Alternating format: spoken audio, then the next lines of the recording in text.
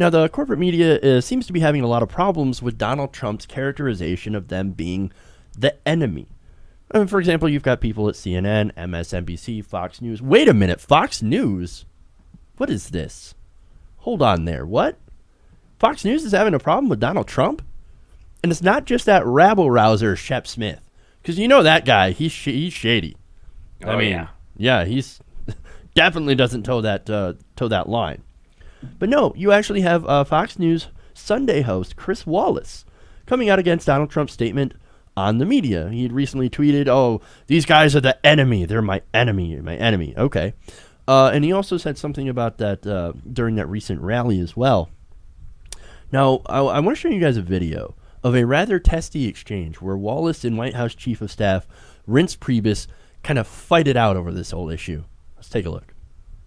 I don't have any problem with you complaining about an individual story. We sometimes get it wrong. You guys sometimes get it wrong. I don't have any problem with you complaining about bias, but you went a lot further than that, or the president went a lot further than that. He said that the fake media, not certain stories, the fake media are an enemy to the country. We don't have a state-run media in this country. That's what they have in dictatorships. Okay, listen, Chris, it's not just two stories. Then it's followed up by 24 hours a day, 7 days a week of other cable stations, not necessarily Fox, that all day long on every chyron, every 7 minutes are talking about Russian spies, talking about the intelligence community, talking about how me and Steve Bannon don't like each other and what's Kellyanne doing. All this just total garbage, unsourced stuff. My God. I mean, I think you should, in some cases, or in most cases, actually have a named source. Look what we've done. We've repealed TPP. We have signed a coal bill to save the coal industry. We named Neil Gorsuch. We put an executive order in to deregulate the federal government. All of that. There's so many things I can talk about. Wait a minute. We and all of the other cable channels had covered live the announcement of Neil Gorsuch and covered live a lot of these other events. Covered live for an hour and 15 minutes. Hiring freeze, the president's news conference. Here's the problem: when the president says that we're the enemy of the American people, it makes it sound like if you're going against him, you're going against the country. Now that's actually an interesting exchange. So if you're going against Trump, you're going against the country. That's kind of what we've been saying the whole time. Like, am I wrong, Ron? Well, let's look at this clip. So you know how we were just talking about how the world's like a James Bond movie where we don't really know who the good guys are. This exchange is another testament to that. First of all, state-run media is only in dictatorships. Really? So England is a dictatorship? Canada is a dictatorship? Look, our media structure is owned by corporate interests that have incentives to destroy the environment and make bombs, and it compromises the media accordingly because it funds them. Our media structure is toxic to the idea of a democracy. Wanting to have a democracy and having the media structure like we have is like wanting to open a gourmet restaurant but cooking exclusively with Spam. It's not really a noteworthy system. So that statement that he made was just bogus and completely untrue. And again, let's stop throwing stones from your glass house. This guy's response is absolutely ridiculous. To say the media is not covering Donald Trump is absolutely ridiculous. They covered him so much, they were able to help get him elected. And then most of this clip was just two grown men talking over each other like they were trying to work on their first podcast and got way too high. You know what? It'd actually be fun to see them do a podcast high. I'm just saying. My first question was actually no argument there. Yeah, my first question was actually that I thought about that I didn't ask is Reince Priebus ready to put Bailey on a cereal yet?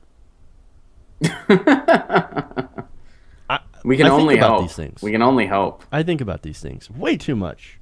But look, again, you and I on this show, we've been super tough on corporate media, right? Because look, and not because we want to destroy the media. And I keep having to say this. It's because we want to make the media better, right? Mm-hmm. All the stuff that you lay out about how the corporate media has failed, in its duties because of the entire structure, absolutely on point. We need to fix that. All the other different problems, for example, they're too much into horse race politics, again, when it comes to the money, false equivalence, on and on. Soft on establishment Republicans and Democrats, and super unfair towards people who don't fall into that that establishment, whether you're on the right or left, right? Not only that, but as you point out, they're giant multinational corporations. There's a major problem when your media has a profit motive. Right. But to say that like that alone creates a conflict of interest. Right. But to say that the idea of a free press alone is a enemy to the people? No. An enemy to the people is somebody who wants to shut down the free press because they say mean things about a president.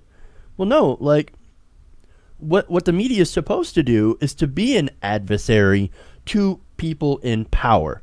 Now, you and I could both agree that they failed in that duty a long time ago, during the George Bush administration, during the Obama administration, during the Clinton administration, et cetera, right?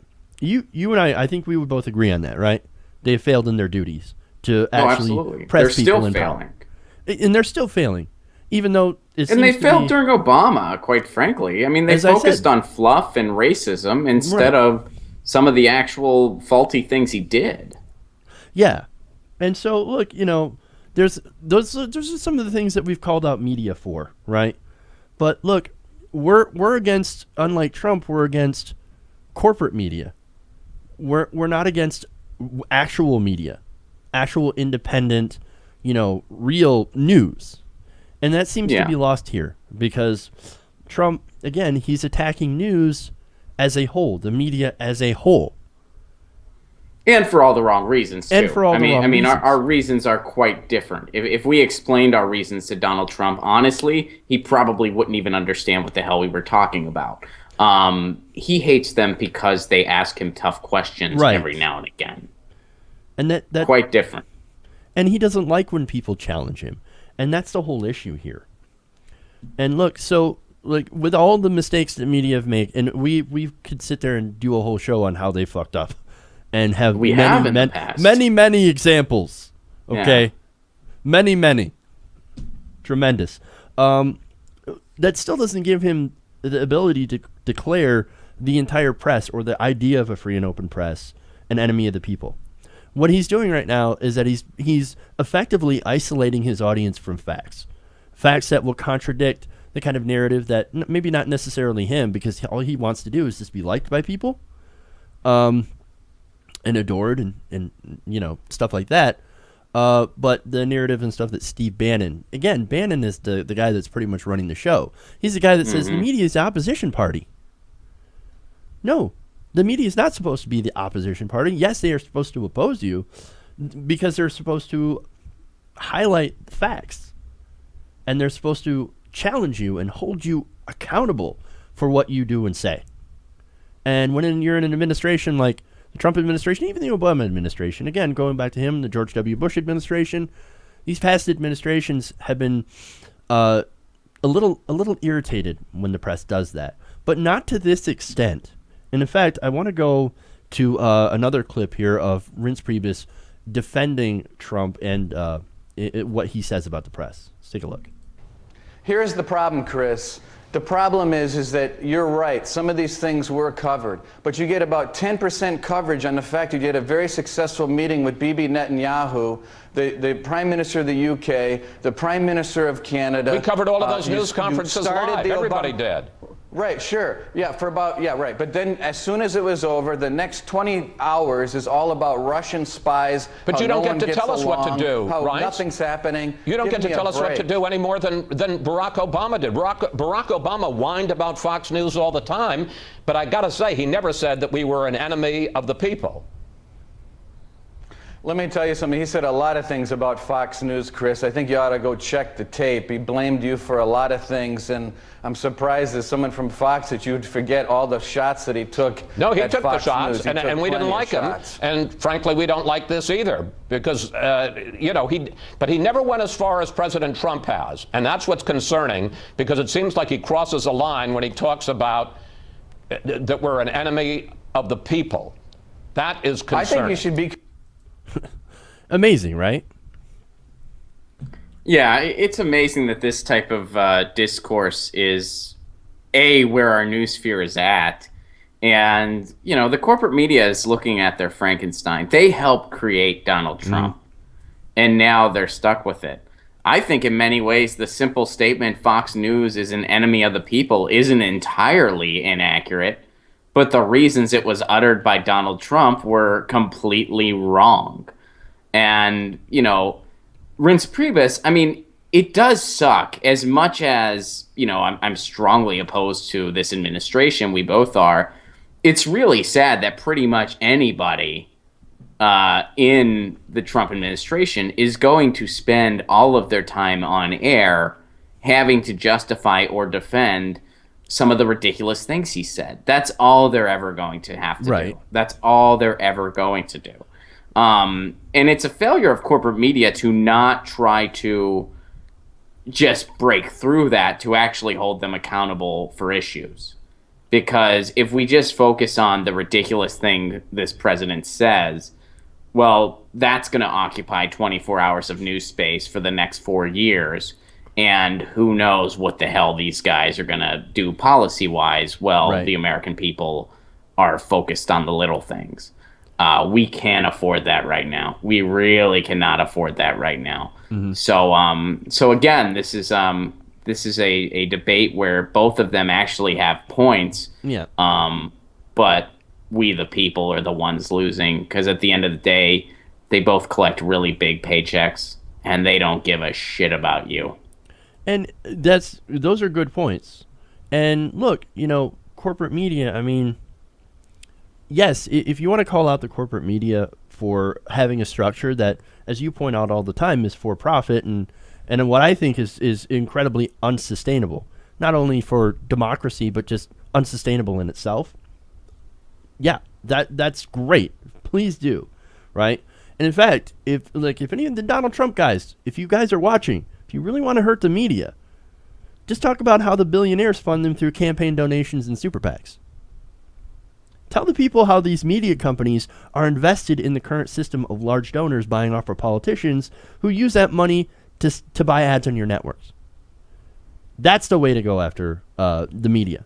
You want to attack the media? Point out how they're a corporation, how they are a big business that isn't interested in giving you facts. They're interested in giving you a pro-corporate bias.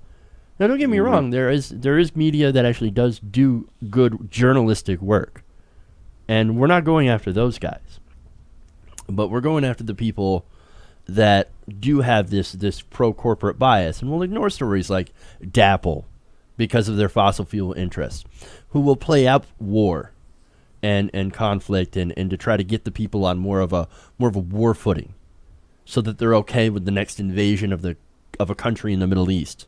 Right. And again, it's like we're criticizing the structure. There's still great people in the corporate media. Like I mean, one of my closest friends from growing up is Wolf Blitzer's personal assistant. She's worked at CNN for years, and she's brilliant at what she does. But structurally, there are some alarms, and that's what we talk about. Right, and that's the whole point. It's trying to make the media better by changing the structure of it to where it's not a giant corporation that sits there and buys ads or that enables and really loves this system of money in politics. And that's really one of the major issues behind why the media is where it's at today, is that giant influence of corporate money, these billionaires that can go and fund these politicians, and we're going to spend money on ads. We're going to give you a pro-corporate, pro-establishment bias when they actually cover news stories or don't cover stories at all. Because, of course, you cover what's really happening with the environment, or again, Dapple, Flint, all that stuff. Well, that's gonna get in the way of certain things, certain narratives. No, and oil and gas industry is one of the main advertisers on corporate media. I mean, you sit there and watch, if anybody even does, watch MSNBC for any number of times, 5-10 minutes, you're going to see an ad. Natural gas is so clean and effective. It is wonderful. In fact, I love natural gas so much, I will drink it now. You know, And I'm going to they're get my almost to that point. opportunity. Almost to that point. And so it's gotten comical and ridiculous. And this is a good point about that. But again, we're going to go to what you said earlier, Ron.